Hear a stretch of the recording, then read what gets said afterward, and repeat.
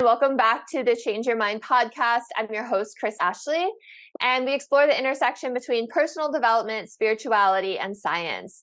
I'm excited for my guest today. We're going to talk all about Reiki and the Akashic records and all sorts of spiritual things. But first, a couple of quick announcements. If you head over to the links in the show notes, you'll find a link to my book, Change Your Mind to Change Your Reality. It was endorsed by Bob Doyle, Michael Beckwith, Marcy Shimoff, who were all in The Secret. It was endorsed by John Gray, who wrote Men Are From Mars, Women Are From Venus. So go check it out. You'll also find links to my free masterclass, some free downloads, my courses, my coaching, and of course, all my social media. So please come stay in touch, become a part of the community. All right. So with me today, I have Melissa Amos.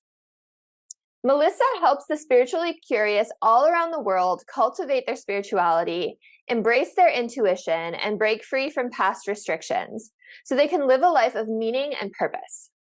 Qualified as a soul transformation therapist, spiritual counselor, Akashic records reader, and Holy Fire Reiki master teacher, Melissa runs a global community, Soul Space, which helps its members embrace their full self, quirks and all, and discover more about who they truly are. Her new book, Memoirs of a Mystic in Training, inspires the reader to understand the thread that weaves through the tapestry of your life and reminds you of the endless possibilities that are available to us in the marvelous messiness we call our lives. So welcome, Melissa. Thank you for having me. Yeah, I'm excited that you're here. So I start all my episodes the same way, and that is by asking my guests what their origin story is. So I'd love to hear how you started on this path. Please share your story with us. Well, it's always an interesting path, isn't it? Because, how do you get from being just like a regular person and then turning into somebody who spends their days delving into the esoteric and the energetic and all the magical things that are around us. And I think for me, I was pretty lucky. As a child, my grandmother was a hypnotherapist. So from the age of about 8, I think it was, she used to take me over what we knew as the Rainbow Bridge for no real reason, or at least I didn't think there was any real reason then at that age. Just really for relaxation and for enjoyment. And it helped cultivate in me this understanding that our mind is so much more than we maybe are led to believe. She took me through, like while I was at school, when I was going through my exams and the stresses that come with that, she took me through different NLP techniques to help me expand time so that when I'm revising, that it would be like I'd been doing work for 2 hours but only really working for 45 minutes.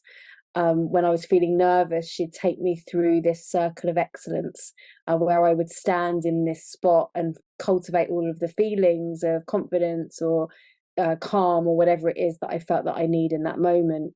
And I think something happens when you grow up with that and you realize that our state is something that we can really take hold of. I'm not going to say control because I don't think that's really true. But we can certainly merge and manipulate and use to our advantage. How special and amazing for you that you grew up with a grandmother like that. Right. And it almost sounds like when you said Rainbow Bridge, I'm like, wow, it's almost like these magical places that you went with grandma as this little girl. So tell me a little bit more about how you ended up on this path. Did you just go right into all of the esoteric metaphysical stuff, or did you try and get a job in the quote unquote real world first? Right. Kind of wish I could say, yeah, then I just floated from the Rainbow Bridge right into here, but it's not how it happened. But despite all of that and this refuge that I had with my grandma, I was just like a regular girl living in London, trying to make her way.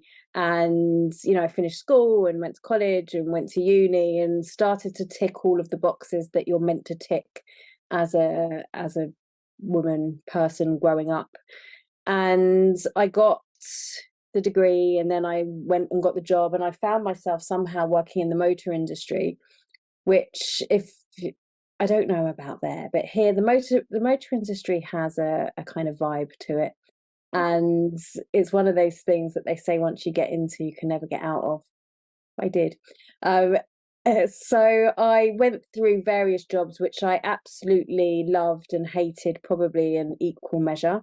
And I found myself in sales, which was very interesting and meant that I could help a lot of people, and I could talk with a lot of people and communicate with a lot of different kinds of people.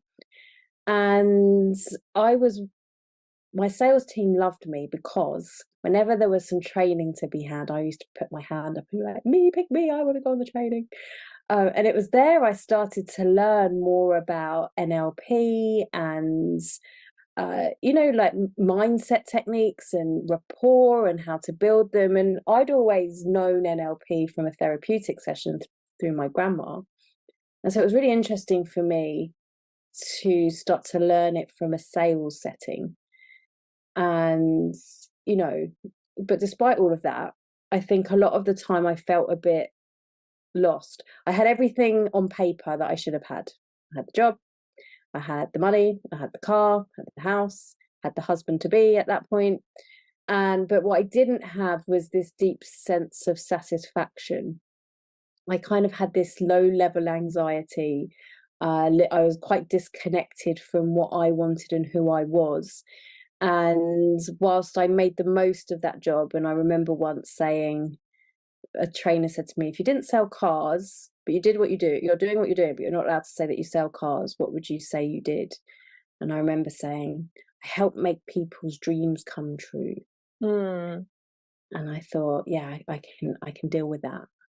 But despite all that, I was pretty stressed and not very satisfied. And because of that, I started to get massage and some treatments. And it was during one of those treatments that the lady that I was working with put her hands on top of my head. And I felt this feeling like I'd never felt before. It was like my head had been filled up with this, I'm going to call it peace. And it was like filling up and up and up. And then all of a sudden, it was like she'd pulled out everything that was in my head, which was a lot. There was, I carried a lot in my brain and in my mind. And for that moment, I felt this clear, empty stillness. And it was that really led me on to this curiosity of energy work. I relate to your story so much. I also was working in the tech industry. Everything was great on paper, making six figures, all the same things, and then having panic attacks every night. And I eventually left, which is a scary thing to do, to leave that sense of security that we're told is right. Take that leap of faith and questions and kind of follow ahead without really knowing where it's going to go. And also that emptiness and peace that I had before. And for anyone listening, I'm sure they recognize that feeling too, where it's like, wow, things really can be just clear and empty, and it doesn't have to be this constant train of thought. So put her hands on you during the massage. Was that Reiki that she was giving you, or was it some other energy work? Or did you ever find out? Yeah, it was Reiki. Like, she finished the treatment and I went, because I wasn't expecting it. I'd booked in for, it was actually a facial I was having. Oh. And I just went to, I was like, what was that? And she went, oh, it was Reiki. And I was like, yeah, no biggie. Just a bit Reiki. And so I asked her 1,000 questions, and she said, oh, why don't you book in for a treatment? Which I did. And I remember in that first treatment spending half the time thinking, oh, I should have just booked a massage, because I was holding so much tension in my body. And the other half of the treatment going, oh my God, what is this sorcery that is happening? I could feel feelings in my body, and I was really relaxed, and she was picking up on things as well. And so that started me on this quite regular Reiki treatments, where I'd still have my massages, but I'd tag on half an hour Reiki, for example, at the end of a treatment every few weeks. And I started to realize that I was calmer And it took a while. It wasn't straight away. It wasn't like, oh my God, I've had this Reiki and now I'm fixed. It was after a few, good few months, I would say, that I realized when I was under more pressure that I wasn't responding in the way that I used to. And then when she told me that she was moving to Australia, and I'm in England, and I was like, that's a long way to go for a treatment. And she said to me, why don't you learn it? And I thought, how do you learn Reiki? I thought that this was something that, I don't know what I thought. I thought you were like born with it. And then this series of synchronistic events happened within weeks. I was learning Reiki on my one day off that I had in 6. I would have like one weekend off in 6 weeks or something like that. I happened to have this weekend off, and it happened to be Reiki training, so I happened to do it. And then it was 2 weeks after that I quit 2 weeks after that I was like, I'm leaving, and I found a job literally a week after that, and then I left. It ended up being a couple of months after, and that was when I started another job, which wasn't ideal, but I was in training. I was kind of in that. It was a real bridge between what I wanted to do, which at that point I knew was two things. One thing was to help people. I knew that. I knew even when I was in sales that I'd really like to get into training. When I'd go on all these training courses, I'd be like, I'd love to do that and just train the people and get into all the psychology and all that mind stuff. But also I had this real thing that I wanted to. I remember saying to my boss as I handed in my notice, and he said, well, what is it that you want to do? And I said, I want to work with who I want, when I want, and how I want. And he laughed in my face, and he was like, that will never happen, because if you're working for yourself, you'll be chasing contracts up and down the country and all of this stuff. And now I work for who I want, when I want, and how I want. So. And he's still probably in the same place, right? He's still there. He's still there. I go in there sometimes. He's still there. So I know you mentioned the psychology a little bit with the NLP, and when we spoke earlier, you were telling me you like to back everything else up in science. So do you how does science back up all of this stuff, all the mindset stuff, all the Reiki stuff? How do you interweave those two? Well, I've always been quite cynical. I was always like, well, if this is going to work, I need you to prove it to me. And it was actually Reiki that when I first felt it course through my body, and I thought, well, I don't know, I can't understand how this works. And maybe it's the placebo effect. Maybe it's that. I didn't care. I was like, this is working, and I know it's working. I knew all about the placebo effect. I went to find out a lot about it, and that led me into this, well, hold on a minute, if there is this thing called the placebo effect, actually doesn't that tell us that our mind can help us manage pain, and that we can be expecting to take a pill and make us feel better or make us heal, and even if it's a sugar pill it still does that, then that for me is even more intriguing than dismissing it as just the placebo effect. Absolutely. It's proof that we can heal ourselves. Right. And then there's the nocebo effect, which is the opposite, which is proof that we can make ourselves sick. Right. Yeah, no, it's amazing how powerful we really are. Right. And my grandma, who was doing all these things, so she was a hypnotherapist, and she did thought field therapy, which we now know as EFT. EFT kind of evolved from thought field therapy. So this was, back in the 90s. This was some time ago.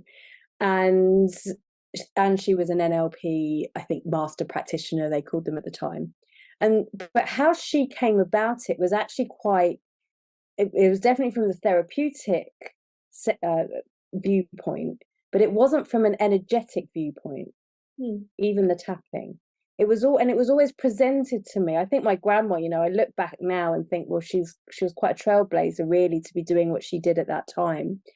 I think the way that she presented her work was through science and through proof and through the psychology and the psychotherapeutic aspect. So I had that. And then I'd had this NLP training very much through a business setting, and it was all around that, and creating relationships and all of this. which didn't talk at all about energetics.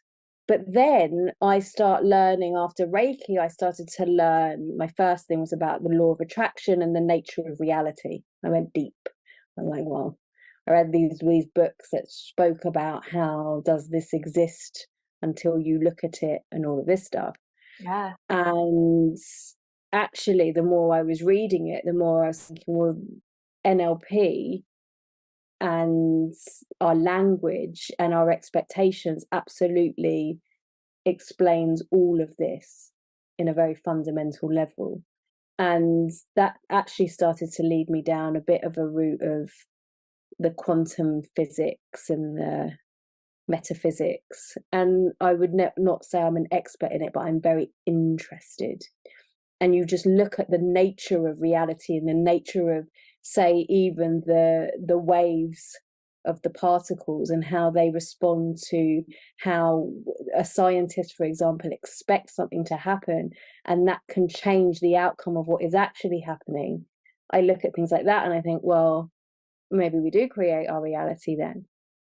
And if we do create our reality in such a degree that a particle isn't solid and it doesn't come into form until we look at it, and that's the basis of what quantum physics tells us, then maybe our thoughts do create our world, and maybe we can understand how we can heal or make sick our body. Maybe we can magnetize to us all of these things that we're told that we can magnetize. Maybe we can connect in with a higher force of healing or guidance or angelics to bring through and to change the frequency of what we're looking at. And maybe we can tune into a person or into a field to help us understand where they've been in their past and look at the trajectory of where they're going. Yeah, you and I must have read all the same books, because I'm like, yes, while you were talking. Like, I love geeking out about this kind of stuff too. And it's interesting that you said NLP ties into all of it. And at first I was like, that's interesting. But it makes sense because the language we use is so important, whether we're thinking or writing or speaking. You know, our language comes from our thoughts, which comes from our belief systems, which creates our emotions, which puts us on that frequency, right? So you said something at the end that was super fascinating to me about maybe you can tap into this field and around a person and figure out like where they've been and what they've gone through so that you can help them heal. So talk to me more about that.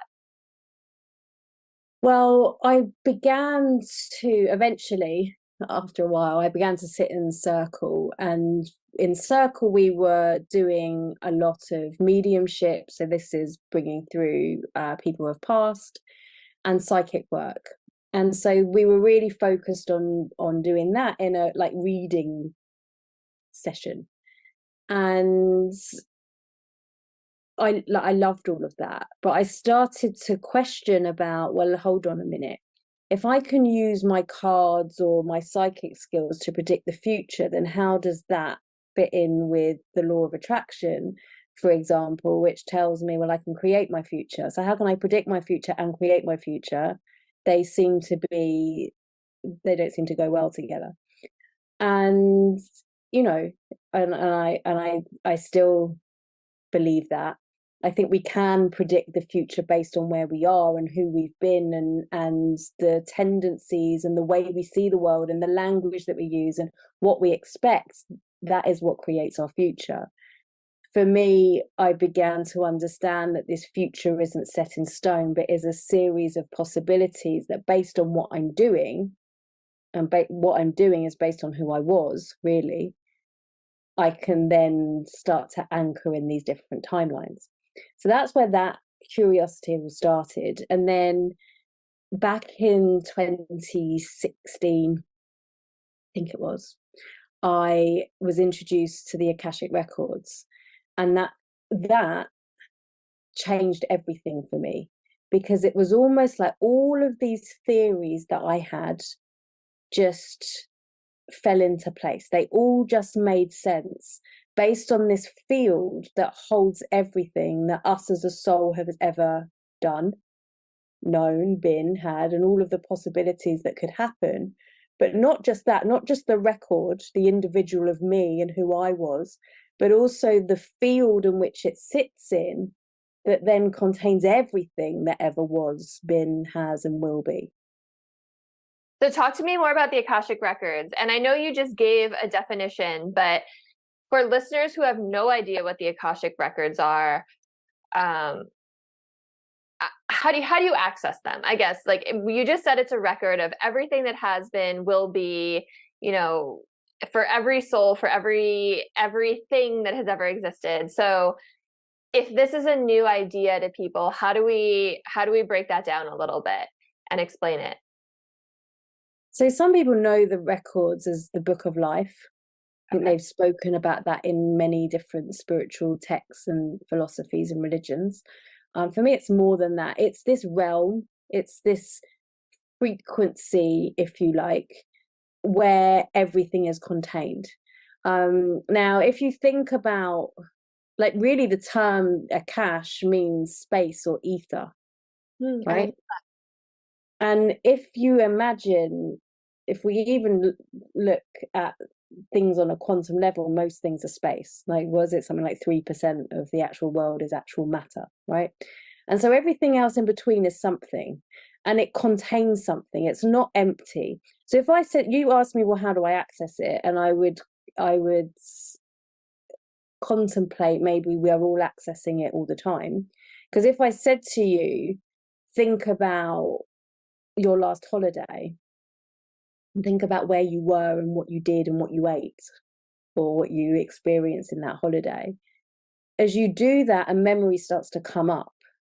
But that memory doesn't live in your brain. Like, we know that there's not a file that's like holiday 2022, right? That doesn't exist in there. It comes from somewhere. And as that appears, where are we drawing that information from? It's coming from somewhere. Science tells us that our brain starts firing off in all these different frequencies, but we can actually take that memory and start to draw visions from it. We can start to hear it. We can maybe even start to taste the salt in the air of the sea, or smell the hand soap, right, that they had in that hotel that we used every day. And so all of these things are coming and happening, and where is that information coming from? Also, when we are, who was it that said the answer to the problem doesn't exist at the frequency of the problem? Was it like Einstein, I think? Einstein, yeah. Yeah. And so we have a problem and we're putting it out there somewhere, and then all of a sudden we're doing something else. Like, what happened was it with him that was sitting on the bus, and then the theory of relativity just dropped into his head, right? Things like that happen like all the time. You're just doing something and suddenly this inspiration just comes seemingly out of nowhere when you're doing something completely different. And you think, well, where's that come from? That's not like, it's come from somewhere. So where? And on a fundamental level, from my understanding, it comes from this field that is the Akash, which is the ether, which is the space. Now, this space contains everything, right? So technically, I could go in there and be like, well, I want to know the answer to name your question, because it's all in there. I want to know the bank account details of Elon Musk. He won't notice if a spare $1 million has gone with it, for example. It doesn't really work like that, because then we have our individual records.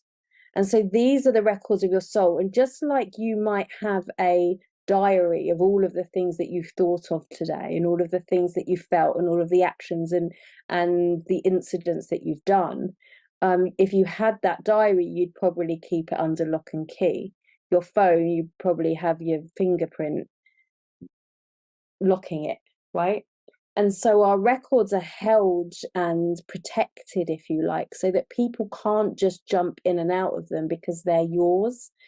And, you know, it could be quite dangerous, right? If people just jump in and out of what other people are doing, and into people's space and into people's deepest, darkest memories. And so this realm is, whilst it's everywhere,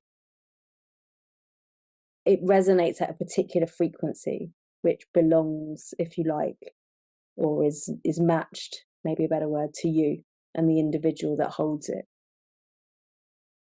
I have so much to say about all of that. And I love everything you just shared. And, you know, like I said, we're so on the same page and we've read all the same things and studied all the same things, but it's always still so interesting to hear someone else explain it back to you from their unique perspective. Because as you're talking, I'm like, yeah, oh my gosh, yes, that makes sense. And, you know, I was thinking about like this flow state that we tap into, right? Where when you're like, where does this come from? Like I feel like I channeled my book, right? I wrote the thing in like a month and it just like poured into me and I'm tapping into that field. So I guess, and also I think I was also thinking about past life regression hypnosis. Like that's why things like that work, because all of that information is stored on that frequency that is your soul, like you were saying, right? It's Right. I think it's Bruce Lipton talks about that, where he's like, you know, like you have a channel, a frequency, and let's say you're playing it through a TV and you're alive right now, and then you pass over to the other side, like that frequency doesn't go away. It's just the TV died, right? But then if you get a new TV, you can still tap into that same channel. It's like your frequency never stops. Right. And I love that explanation too.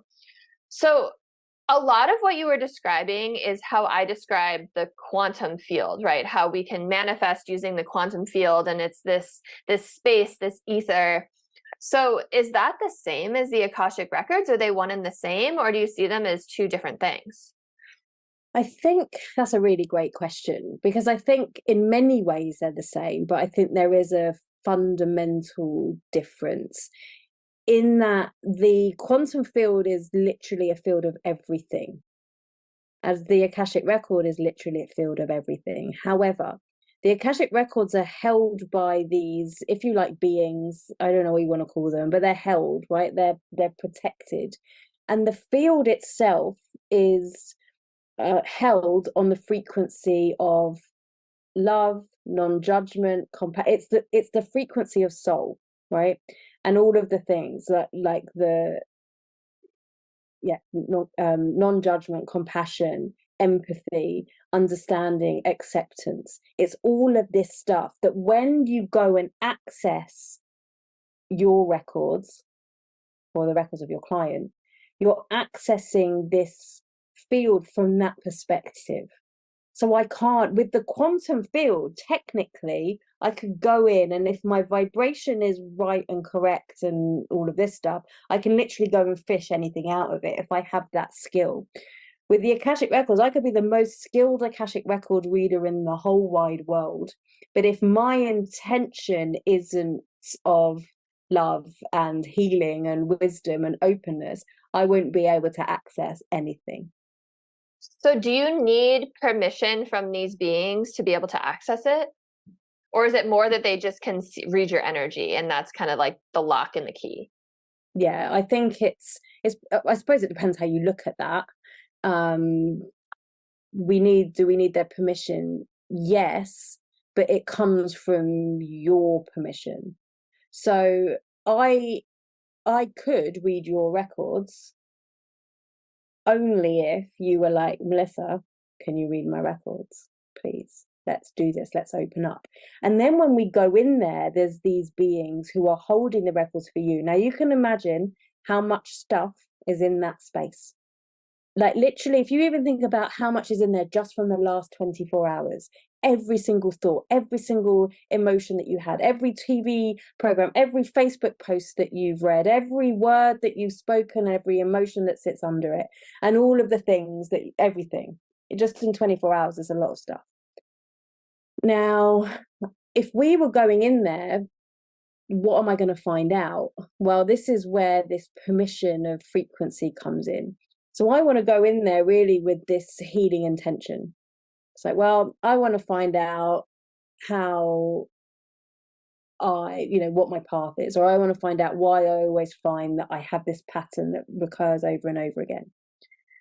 And I go in there with that and that openness and that curiosity and that, well, I want to do this because I want to show up better, be more of me, shine more of my light, create that positive impact in the world, then chances are I'll receive the information that helps me understand that. Yeah, Now, that makes sense. And I was literally going to ask you, like, when you're reading someone's records, what are you often looking for? But that makes sense, right? Because it sounds like the future is in there as well, not just the past, right? If you're looking for someone's soul path or purpose. Yeah. So how do you personally tap into them? Do you have to go into meditation? Do you, like, what's your process? When I'm working with another, if I'm working on a one-to-one setting, I take us both through a meditation. So I'm guiding you in a meditation to protect the energy field, to get you relaxed and open, because your frequency, you need to feel safe, first of all, because if you're like, hi, I don't want anything, then nothing's going to happen. So we start with that, and we go through a really quite simple meditation, and then we meet one of your guardians, and from there we get let in. Now, I always ask for a healing intention. I think it's all, whilst we don't necessarily need something specific, and I do, normally what happens, people go, I say, what are you working on? And they're like, well, I want to know about my path and my purpose. And I'd also quite like to know why I don't have, why I've hit this ceiling of my income, and I want to know if the love of my life is going to come in. Like they kind of throw that one in at the end, which is fine. And quite often the information that comes seems to work on all of these different levels. But I find that the more specific we can be about what it is that we are wanting to uncover, well, then the more resonance we seem to have with the answer, because there's a lot in there. And sometimes, sometimes it's not the most dramatic thing that's ever happened to you in a lifetime that's actually the thing that's influencing what it is that you want to know about now. But if well, I'm coming in there because I've got this money block when it comes to my healing work, for example, then when we go in, based on what you're open to and what you're available to and what's not going to further scar you, if you were going to go in there and you're going to find out that something really awful and traumatic happened, and I start presenting that to you and you're like, oh my God, and you go into that fear or that panic or that guilt, then that's not going to be very helpful. So we just wouldn't get that information. The information just wouldn't come in, or at least not in that way. This happens every time. It's like the incident that maybe led to the next incident comes in, or maybe even one further down the line, which then gives us an understanding of, okay, now I can see why maybe I drew that conclusion about the world. And now maybe I can understand that I don't need that conclusion because it's not true. I thought it was true, but it's not. And even in that, we'll often do ceremony, healing, some form of ritual in there. But sometimes it's even just that. Oh, okay, I realised that once upon a time I got thrown off the boat. Now I know why I'm scared of sailing. I don't need to be scared of sailing anymore. And it can be that clean. It reminds me of past life regression hypnosis again, where it's like your guides are only going to show you what you need to see relevant to this, right? It's not going to be something that's going to traumatize you, like you said. It's not going to be more information than you need that's going to confuse you. It's going to be like, here's that direct line, right? And now you can kind of figure it out from there. Right. Wow. Okay. So it makes me want to get an Akashic Records reading. That's amazing. So have you seen a lot of success with clients that come to you? Like, are there any stories you can share?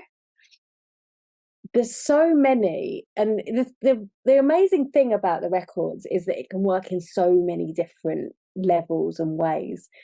And a lot of the people that I've seen, especially early on, when I first started really doing this, we keep in touch on Facebook or whatever, And I've just seen some things. Like I had this one client who went through relationship after relationship after relationship, and she always just got this same kind of guy who wasn't the best kind of match for her. Let's say that. And this was going on, you know, she was pushed to just turning 30 at the time. We did some work, and it was really interesting what came up. It wasn't like, oh, you were XYZ with the man. There was all these kind of subtext stuff going on, and we did some clearing and healing with that. And we kept in touch over Facebook, and I saw it. It was about 9 months later, I saw that she was in this relationship. And then, you know, a year after that, I could see she's still in this relationship. And so it continues. So there's so many incidents where I just see from one thing how, you know, I work with a lot of healers, and quite often the story is, you know, they don't want to be seen, they don't want to show up, they, you know, can't get clear on their message and all of this stuff. And then suddenly you just see their healing business just skyrocket and move. That's so amazing.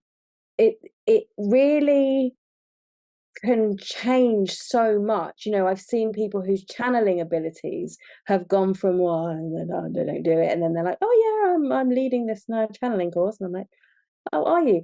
And it's not that I think, oh well, this was all because of my reading and our session together. There's things like I could do like the best job in the world, but if you're not going to do the work afterwards, nothing's going to happen, because these are your records and this is your life. But I see it over and over and over again, how this 1% of a mindset shift or an energetic shift starts to propel people into a complete other direction, which for me is more important in many ways than those kind of big 180s. You know, you really see that massive, like, oh my God, like I've changed tomorrow, which does also happen. I love that, because, well, first of all, it's information that they're getting, right? It's what they decide to do with it, how they decide to apply it. And that choice, we all have free will, right? That choice is up to them. Like as a healer, you can't force someone to change or heal, right? You can just guide them and show them the information. And I love that idea about a 1% shift, because it feels so small and almost insignificant in the moment that it's happening. But then if you think about like how that angle gets wider and wider and wider, and those paths go in different directions, and eventually it does become that complete life overhaul. But it starts with just that little spark. And that's how most change happens. And I talk about that a lot in my book too, like change your mind to change your reality. Like it's really just a mindset change, because we have all these beliefs and opinions of others kind of piled on top of us, or beliefs and opinions that we've cultivated at a time that maybe kept us safe, right? You're falling off the sailboat example, right? But that's not going to serve you for the rest of your life. So if you can help someone make that tiny shift, it can completely change the trajectory of their life. Right. And the thing is this realm and this field is becoming more and more available to us. And I think that as it does become, and I think that's because our consciousness is rising. You know, even 10, 15 years ago, there weren't this many conversations about this kind of topic happening. And I think a lot more people are coming into this awareness of vibration and altruism and creating positive impact and not working alone, but taking responsibility. And as all of these things pile in, this realm is going, okay, like you're ready, let's work together, because your soul's path isn't just a set of traumas and misunderstandings that had happened. It's not just like, well, this is all the crap that's ever happened to me and I'm going to serve it up as a victim. This is like, well, this is all the stuff that happened, and look at what you deciphered from that, and actually look at also the strengths that you cultivated from having that, and the patterns that you had to get really good at in order to survive and maybe even thrive through that. also look at all of these incidents that happened where you were learning and where you were growing and where you helped other people and where you did create that positive impact and where you learned a skill or a theory, or you gave that whole life to God, for example, and that's there in your history, in your past, in your soul. And then you wonder why you get into this life, and what lights you up is this kind of conversation, or what lights you up is this, like, yes, it's in my power to heal. Well, maybe you've been training for it for lifetimes, and we can go into this realm and it's like, oh yeah, okay, well, maybe I'm not the imposter that's only been doing this for 5 years and they've been doing it for 50, so I should listen to them and no one should listen to me. Maybe it's like, well, I've been doing it for 5 lifetimes plus 5 years.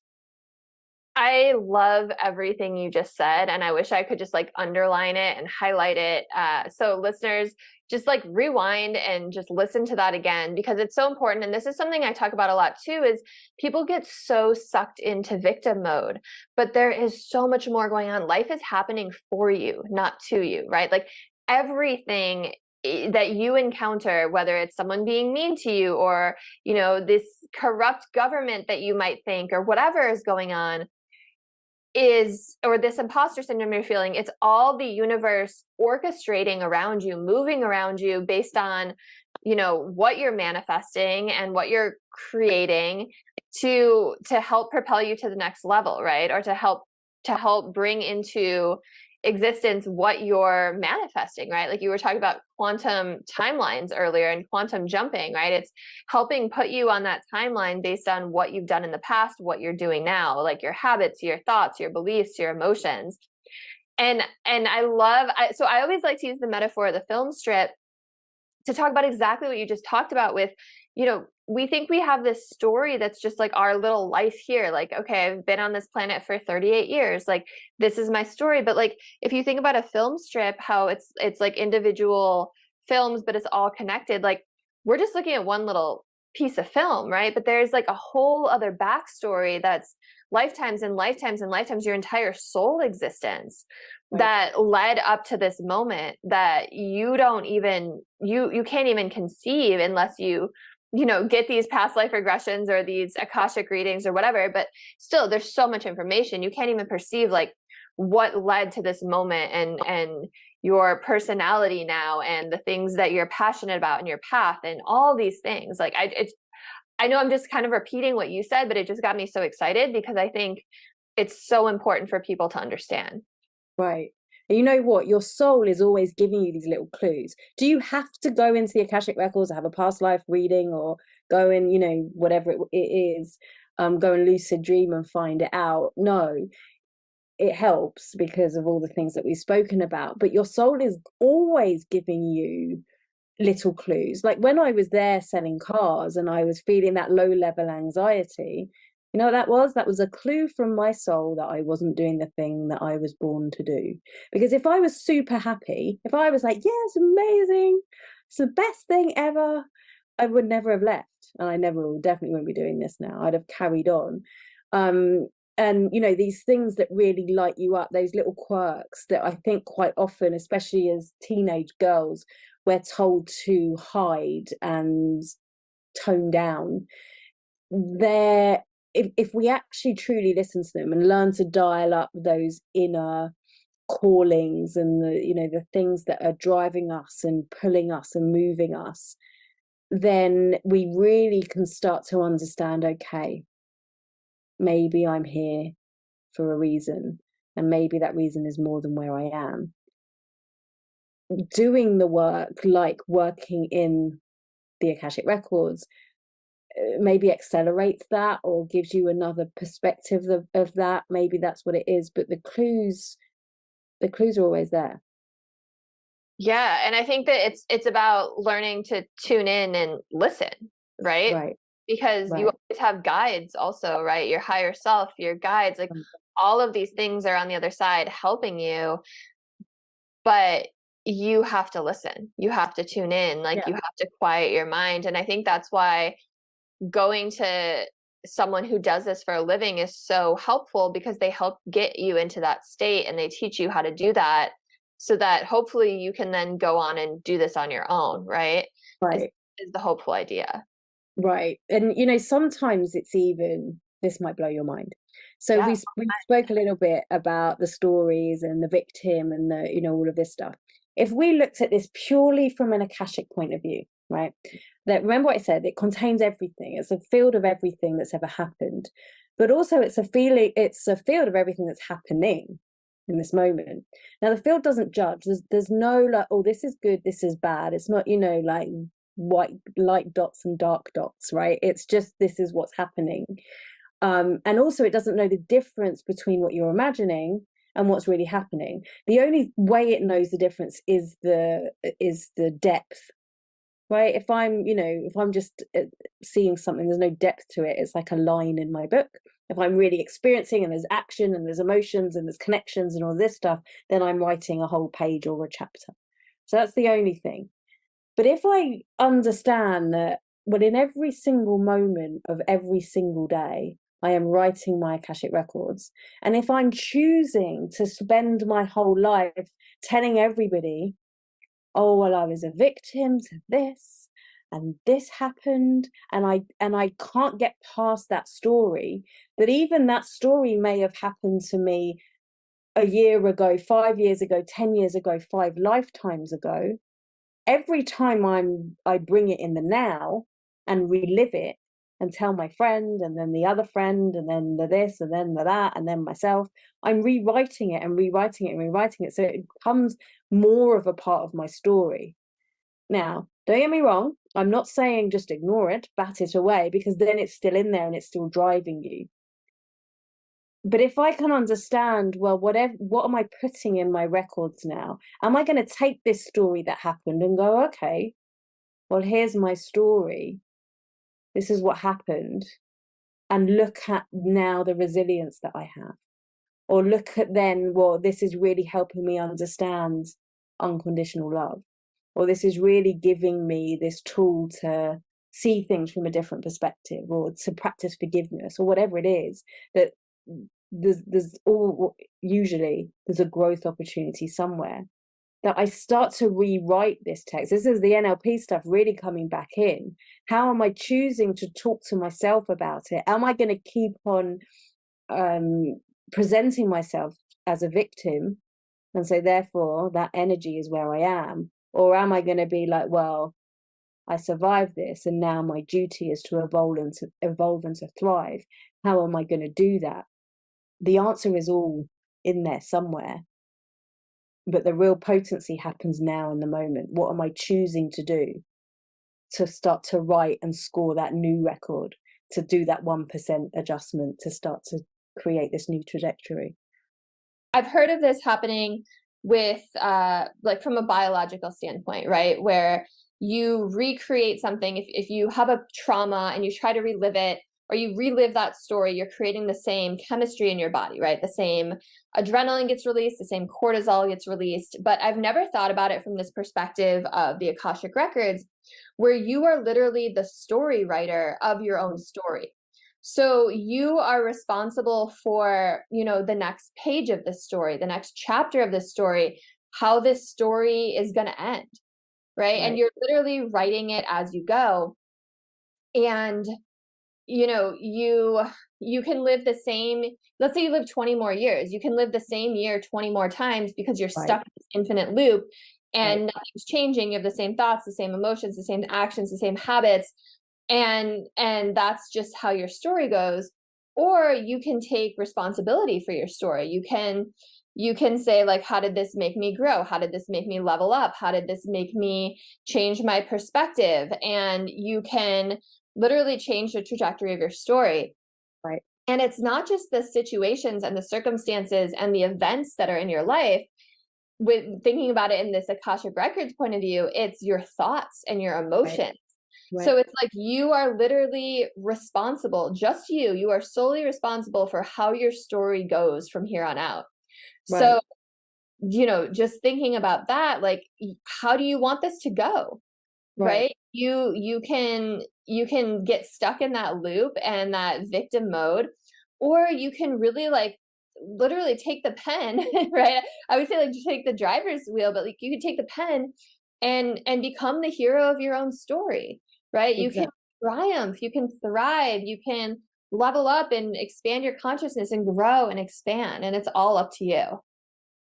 It's all up to you. I'm going to give this caveat, however, that when something's happened to us, and even if we can philosophize, will it happen for us and all of this, when something's happened to us and it's not great, then the nature of us is that we do keep on. Yeah. And, you know, like PTSD is a real thing, and, you know, trauma response is a real thing, and this, you know, dysregulation is a real thing. All of these things are real things. And this definitely isn't like, oh my God, I'm thinking of it again, and now I'm therefore doing this. For me, one of the perspective shifts I had through working in the records and seeing, you know, so many different past lives from this soul's point of view, is you go back and you realize, okay, well, something happened to me and I took on this perception of the world because of what happened. And you start to see it or understand it from this different perspective of, oh, okay, maybe I allowed this to happen to me because I was looking for unconditional love, for example. But actually what happened there is I realized this thing, and then I drew the conclusion that all authority figures are greedy, for example. And as you start to see things from this different point of view, that when things are happening in your life now, I don't know, there's this, it's almost like this other voice comes in. It's like, okay, there's learning and there's growth from here. Now, if you're in that position where, well, actually these intrusive thoughts come in a lot, yeah, and well, I can't help it, Melissa, because all of these things happened and they were traumatic. Well, then you do the work, because what's happening in that moment is there's this energy bubble, if you like, this huge, massive Akashic book that's sitting in there and it's trying to get your attention. And every time we bat it down, we're kind of saying, oh, no, that's not important. Oh, no, I'll get back to you later. That's kind of what we're saying. I'll get back to you later. And it's like, okay, well, I'll show up later again then. Thank you. What if we can take that book and kind of open it and go, okay, and start to dismantle the energetics that are sitting around it, the shame and the guilt and the fear and the anger and all of these conclusions that we've drawn from that point. We start to dismantle the energetics, not necessarily what happened, but the emotions that are surrounding that. And that can be through the records, but that can be through counseling, that can be through EFT, that can be through somatic movement, that can be through, like, you know, there's so many EMDR, there's so many different things that we can do and work with to get there. But then that becomes, as we start to do that, I'm bringing that and I'm bringing healing to that. You're writing that in your record. I'm empowering myself. I'm strong enough to know. I'm important enough to know that this doesn't have to create my future. This can just be an incident, what happened. And that is more powerful than I think we give credit to. Just that healing intention. I'm willing to grow. I'm willing to see myself. I'm willing to accept myself. I'm willing to thrive. We write that and things start to move and grow and change. I love that point, and I'm really glad that you made it, because it's so important to take steps in your own healing. And so many people don't do that. You know, so many people stay in jobs that they're unhappy with because they have a fear of losing that security, right? Yeah. Which you and I can both relate to. They stay in relationships that are subpar because they don't want to be alone, or they don't think they're worthy enough. And so on and so on and so on, right? They don't take care of their health the way they should, or they don't know how to. So just taking that step towards your own healing, your own personal development and your own personal growth is huge. Right. And you know, I talk a lot on the show and in my book about releasing repressed emotions, so I'm totally with you there. But yeah, no, I think that's a really important point, and I'm glad you brought it up. And I think it's a great way to just wrap it up today, because I can't believe we're already at an hour. This went by so fast. So I'm so happy you came on. Thank you so much, Melissa. Can you let people know how they can find you if they want to work with you? If you have any offers or anything you want to share? Thank you. I am over the social media platforms at the Melissa Amos. I hang out way too much on Facebook, so if you want to find me on there, you probably will. So that's at the Melissa Amos. If you go onto my website, which is melissa-amos.com, put the / links in there, you'll see the link to my book, to all my social media channels, and also to a free gift that you can download to help you hear your own voice of your own intuition, so you can really learn how to dial into that. Depending when you're listening to this, coming up very soon, Soul School is starting mid-January. That is my Akashic Records training. It's a 12-month program to help you explore your own, but also to give you the skills that you need to start to do readings for your clients too. So I'm super excited about that coming in. But yeah, all the details are on that website, melissa-amos.com. Awesome. Thank you so much.